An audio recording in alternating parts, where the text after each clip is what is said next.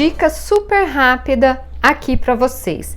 Natália, quando eu tenho que traçar a diagonal em algum quadrado, enfim, em alguma parte dos meus tecidos, eu posso traçar a caneta? Eu tenho que ter caneta especial para traçar ou eu posso traçar a lápis? Gente, eu sempre prefiro traçar a lápis. Pode ser lápis comum de escrever ou pode ser aquele lápis que é comum também de escrever, mas ele é o 6B. Eu vou mostrar. É esse aqui. Por quê? Da Faber-Castell. Porque esse aqui sai mais fácil o grafite aqui, o traço. A gente pode riscar de levezinho, sem atrapalhar o tecido, sem repuxar o tecido. Sai bem mais fácil, tá?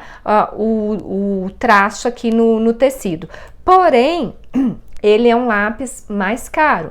Mas pode ser com lápis comum? Pode. Aí é só você tomar o cuidado de posicionar a régua e sempre, de preferência, puxar do meio para os lados. Então, vamos supor, coloquei a régua aqui, eu posiciono meu lápis, puxo para lá, do meio para lá e puxo para cá. Lembrando que eu não tô com a régua aqui agora, mas é como se a minha mão fosse a régua, ok? Faz assim. Ou então, se você for fazer o traço direto, cuidado para não apertar o lápis e não repuxar o seu tecido e a diagonal sair torta, sair fora do lugar e repuxar o tecido.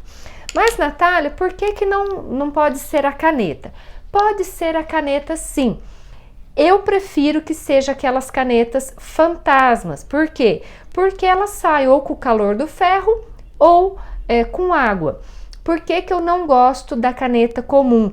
Porque a tinta fica aqui no tecido e pode, com o tempo, você costura, faz a peça de patchwork, depois do trabalho pronto, às vezes a pessoa ou você mesmo, se o trabalho foi para você, vai lavar e essa tinta da caneta que ficou ali, ela pode vir a borrar o seu tecido, principalmente se tratando de tecido claro, tá? Então, não aconselho, mas se não tiver outra opção, você tente aí, mas entenda o seguinte, você corre o risco dessa caneta manchar, dessa tinta da caneta se espalhar no tecido e manchar o seu trabalho.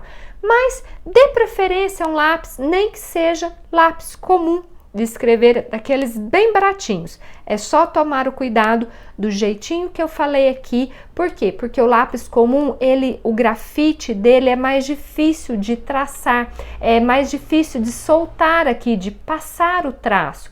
Então, com o lápis comum, é só você colocar mais suavidade na mão e, se for o caso, passar mais de uma vez ou duas, sempre de leve, tomando cuidado para não repuxar o seu tecido.